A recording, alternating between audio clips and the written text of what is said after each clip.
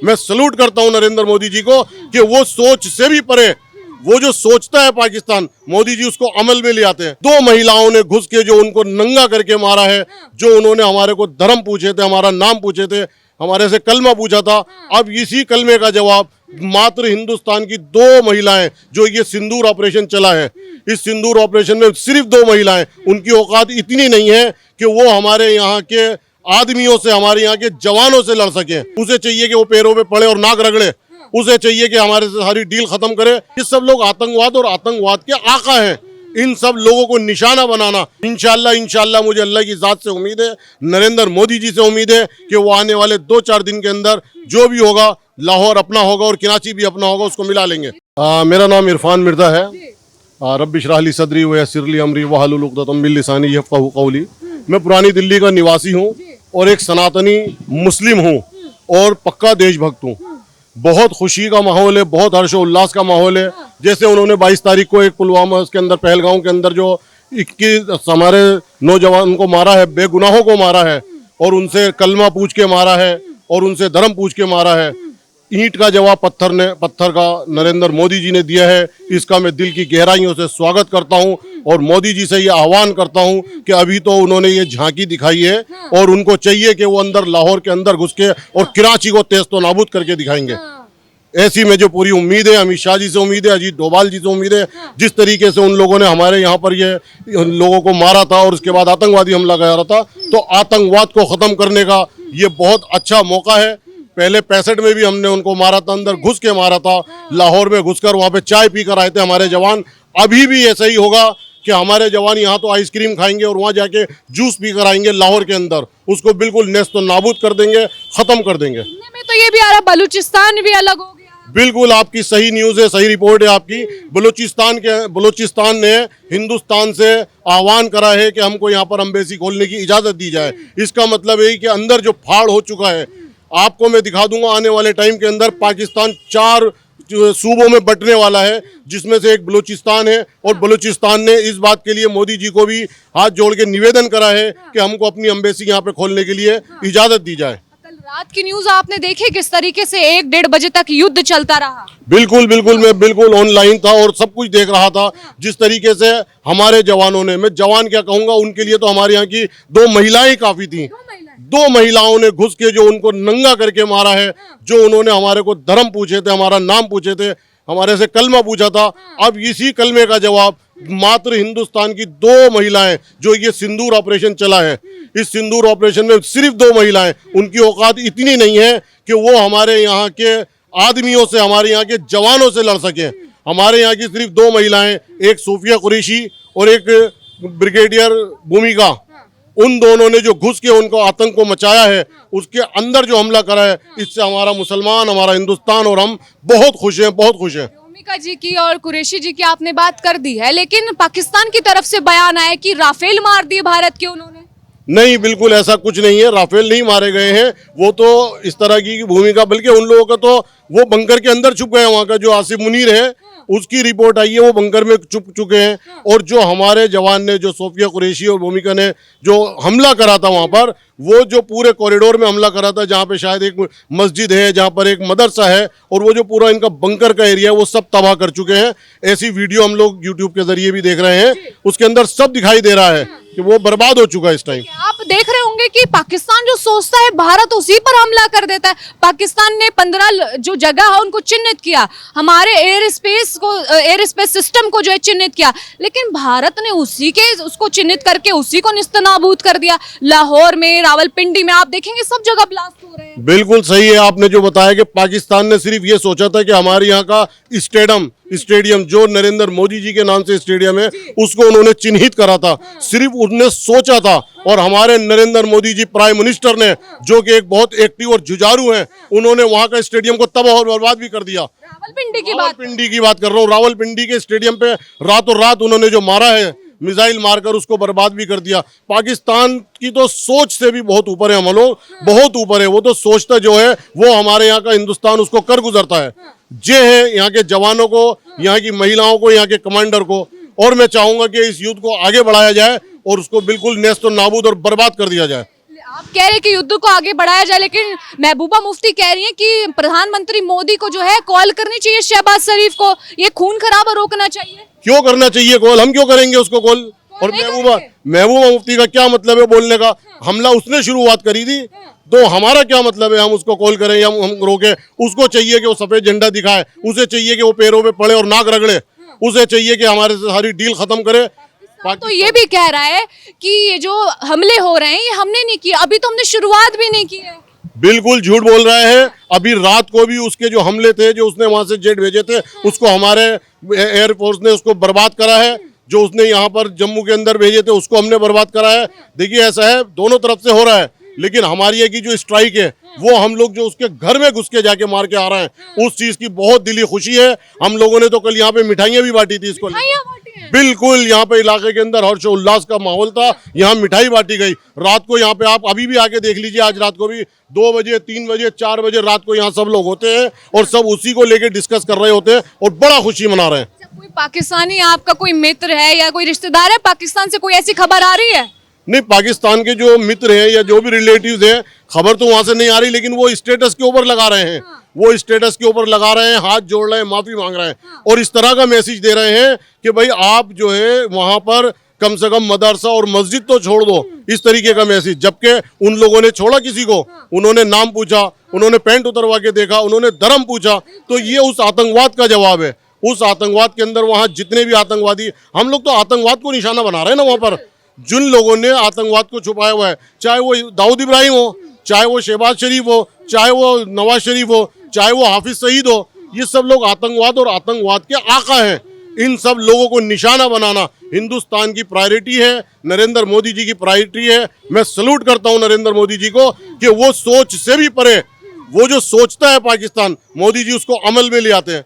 75 साल की उम्र के नरेंद्र मोदी जी जो 75 के हो रहे हैं, आप इस इलाके के 72-75 साल के लोगों को देखो, नजर उठा के जितने लोगों को दिखाओ जो 72 और 75 साल की उम्र के लोग हैं, वो इस टाइम अपने घरों में बैठे हुए हैं, उनकी औलादें कमा रही हैं और वो घर में बैठ कर रेस्ट कर रहे हैं, घर से बाहर नहीं निकल रहा है। नरेंद्र मोदी जी जो 75 साल की उम्र में भी इतने फास्ट डिसीजन ले रहे हैं, इतने एक्शन ले रहे हैं, सलूट है उनको। अभी देखेंगे आप, पाकिस्तान में तो डर का माहौल है, आपके रिश्तेदारों ने भी बताया, लेकिन यहाँ का मुसलमान, यहाँ के जो आम नागरिक है वो क्या सोचे, यहाँ पे कैसा माहौल है? नहीं, बिल्कुल भी डर, देखो आपके सामने है, एक बार कैमरा घुमा के दिखाओ, सब बच्चे भी खड़े हुए, बड़े भी खड़े हुए, सबके चेहरों पे खुशी है, सबके चेहरों पे हंसी है, कोई किसी तरह का डर नहीं है, कोई किसी तरह का वो नहीं है, क्योंकि ये मुल्क हमारा है, इस मुल्क के हम निवासी हैं, इस मुल्क को हम अपना मानते हैं, हमें किसी तरह का कोई डर नहीं है। सब बच्चे, बेटा आवाज लगा के दिखाओ, जिंदाबाद जिंदाबाद हिंदुस्तान जिंदाबाद, मादरे वतन हिंदुस्तान। देखिए सारे बच्चे, सारे लोग जितने भी खड़े हुए हैं, ये इस मुल्क से प्यार करते हैं, इस मुल्क के रहने वालों से प्यार करते हैं, इस मुल्क की आर्मी से प्यार करते हैं। हम इस मुल्क के नरेंद्र मोदी जी से प्यार करते हैं। हमें बहुत हर्षोल्लास है कि उसने उसको मारा। हम तो चाहेंगे कि घर में घुस के मारे, नेस्त तो नाबूद करे और 4 टुकड़े कर दे उसके। सर क्या नाम है आपका? मेरा नाम अमीर अहमद है। क्या कहेंगे जिस तरीके से पाकिस्तानी सेना को जो है ध्वस्त करके रख दिया है, पाकिस्तान के लाहौर हो, तमाम जो रावलपिंडी हो, इस्लामाबाद हो, तमाम जगह अब जो है आप देखेंगे कि तबाही के जो है मंजर सामने निकल कर आ रहे हैं। वही पाकिस्तान था जिसने हमारे घर में घुस के इस तरह की हिमाकत की, हमारे लोगों से धर्म पूछा। अब जब बात उन पर आ रही है तो कह रहे हैं कि आम नागरिकों को टारगेट बना रही है भारतीय सेना। गलत कह रहे हैं। जितने भी टारगेट हुए हैं सारे आतंकवादी ठिकानों पे टारगेट हुए हैं और हम बहुत सौभाग्यशाली हैं कि हम भारतीय हैं।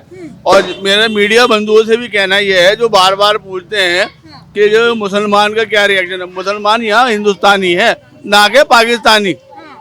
यहाँ का हिंदुस्तान में रहने वाला मुसलमान हिंदुस्तानी है। हाँ, तो वो पाकिस्तानी नहीं है। पाकिस्तान के हाँ, तो जितने भी अटैक हुए हैं सारे आतंकवादी ठिकानों पे अटैक हुए हैं। हमने किसी नॉर्मल आदमी पे या कहीं अटैक नहीं करे हैं अभी।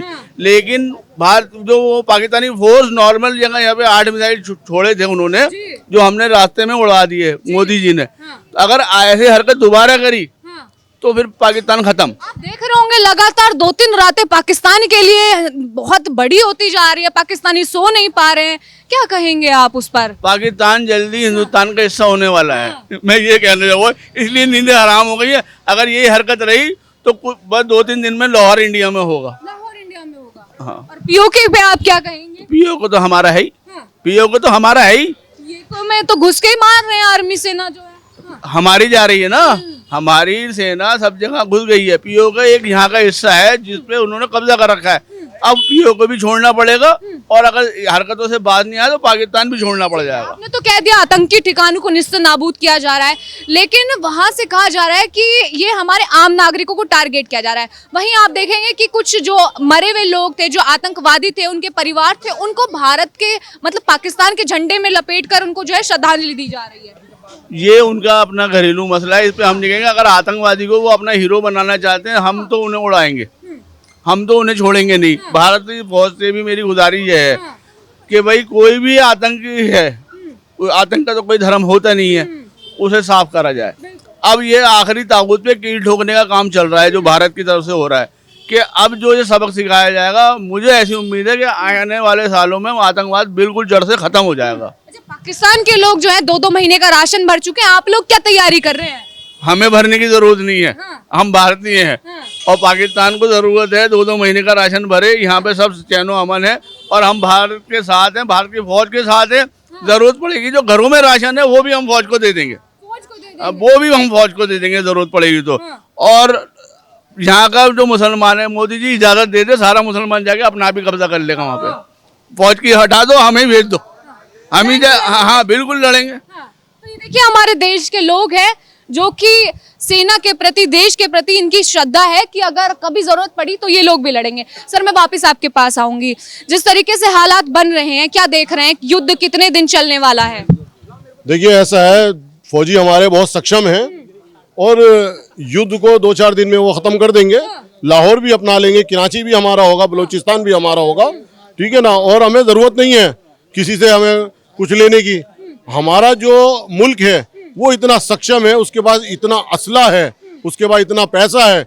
जो हम लोग मुस्लिम से, हिंदू हैं, हिंदुस्तानी हैं, हम लोग जो टैक्स देते हैं 18% हम जो टैक्स दे रहे हैं, ये उस टैक्स का जो पैसा है, उस टैक्स के पैसे से हम लोग ये हमला कर रहे हैं, और हमला करने के बाद उसको नेस्तो नाबूद करेंगे। कहीं ना कहीं अब ये तो नहीं लग रहा कि हमारा टैक्स का पैसा कहीं और जा रहा है, बर्बाद हो रहा है? मोदी जी जिंदाबाद। देखो ये जो टैक्स का पैसा लिया था, जो ये वेट लगाया था, जो ये नोटबंदी के अंदर लोग परेशान हो रहे थे, आज ये उसका रिजल्ट नजर आ रहा है।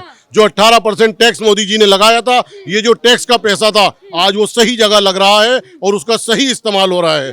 और इंशाल्लाह मुझे अल्लाह की जात से उम्मीद है, नरेंद्र मोदी जी से उम्मीद है कि वो आने वाले 2-4 दिन के अंदर जो भी होगा, लाहौर अपना होगा और कराची भी अपना होगा, उसको मिला लेंगे। तो लाहौर कराची लेने की बात कर रहे हैं, क्या नाम है आपका? मेरा नाम मोहम्मद इजाज अली है। मोहम्मद जी, आप क्या कहेंगे? लाहौर कराची लेने की बात कर रहे हैं, क्या लगता है युद्ध कितने दिन चलेगा? जितने भी दिन चले, चलना तो लड़ना तो पड़ेगा ही। ये तो है ही कि बगैर लड़े तो हमारा फैसला होगा नहीं। समझे? जो एक चुटकी सिंदूर की कीमत अब जो पाकिस्तान को भुगतनी पड़ रही है, क्या कहेंगे उस पे? वो कुछ सही कर रहे हैं, वो जो भी कुछ कर रहे हैं। नाजायज मारा था उन्होंने, आतंकवादियों का कोई मैटर ही नहीं है। समझे? तो आतंकवादी क्या करेगा इसके अंदर? आतंकवादी को मारना कोई नाजायज तो है नहीं। बिल्कुल जो सही, आतंकवादी मर रहे हैं। बिल्कुल सही मारा। एक आतंकवादी मसूद अजहर फूट फूट कर रो रहा था, कह रहा काश मैं भी मर गया होता। तो 14 मार तो दिए उसके, एक ही तो बच्चा, वही मर जाएगा, कौन सा फर्क, क्या फर्क पड़ेगा? कोई फर्क नहीं पड़ता। कोई फर्क नहीं पड़ेगा। कोई फर्क नहीं पड़ता। वहीं अभी कहा जा रहा है कि ये तो शुरुआत है और पिक्चर अभी बाकी है। एंड झगड़े का तो एंड बाकी है। अभी झगड़ा हुआ कहाँ? अभी नहीं हुआ। अभी झगड़ा 2-3 दिन से क्या चल रहा है फिर? ये तो खाली ट्रेलर दिखाया मोदी जी ने। ये तो ट्रेलर से ही डर रहे हैं। हाँ, तो ट्रेलर ही बहुत है, वो तो ट्रेलर से जब जंग शुरू होगी, जंग तो होनी है, जंग का भी फैसला कोई हुआ है। पाकिस्तान के पास ड्रोन खत्म हो गई, मिसाइल खत्म हो गई, अब अंतरराष्ट्रीय स्तर पर कटोरा लेके बैठ गया पाकिस्तान। भिखारी तो शुरू से था वो, पहले से भिखारी। हम जब बना था तब भी हमने 64 करोड़ रुपए उसको दिए थे देश बनाने के लिए। आज भी वो मांगे भिखारी है, वो शुरू से भिखारी है। क्या लगेगा, इतना टाइम से भिखारी रहा, भिखारिस्तान हो गया है, पाकिस्तान से भिखारिस्तान तो बन गया है, अब क्या नतीजा निकलेगा? लाहौर लेने की बात करें, और आप देख रहे होंगे बलूचिस्तान पहले से ही अलग हो रहा है। मैंने आपको शायद उस दिन एक स्टेटमेंट दी थी कि पाकिस्तान से लड़ने की हमें कोई ज़रूरत नहीं है। मोदी जी सिर्फ लाल किले पे खड़े होकर ये कह दे कि लाल किले पे खड़े होकर पूरी आवाम से ये कह दे कि पाकिस्तान की तरफ खड़े होकर मुद्द दे, तो वहाँ बाढ़ आ जाएगी। बिल्कुल बाढ़ आ जाएगी, कोई बम की जरूरत ही नहीं है। अरे पानी छोड़ दिया, बाढ़ तो वहाँ पहले ही आ गई। तो वो तो अंदाजा लगा लो ना उनकी पोजीशन है क्या। मतलब यहाँ 143 करोड़ की आबादी है, मत 30 करोड़ की आबादी है, छोटा सा शहर, हमारा टुकड़ा है।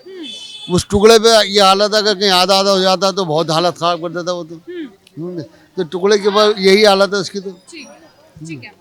तो देखिए हमारे देश की जनता है, जिस तरीके से हमारे देश में अभी आप देख रहे होंगे युद्ध की स्थिति है और लगातार युद्ध भी हो रहा है पाकिस्तान और भारत के बीच, उसको लेकर के हमारे देश के लोग एकजुट है, वही भारत के साथ खड़े हैं और कहना यह है कि अगर भारतीय सेना को कभी हमारी जरूरत पड़ी तो हम भी आगे खड़े हैं। देश का मुसलमान हो या हिंदू हो, तमाम जो लोग हैं वो हर तरीके से जो है भारतीय सेना का साथ देंगे। कैमरा पर्सन हर्षित के साथ कृतिका, द न्यूज़पेपर।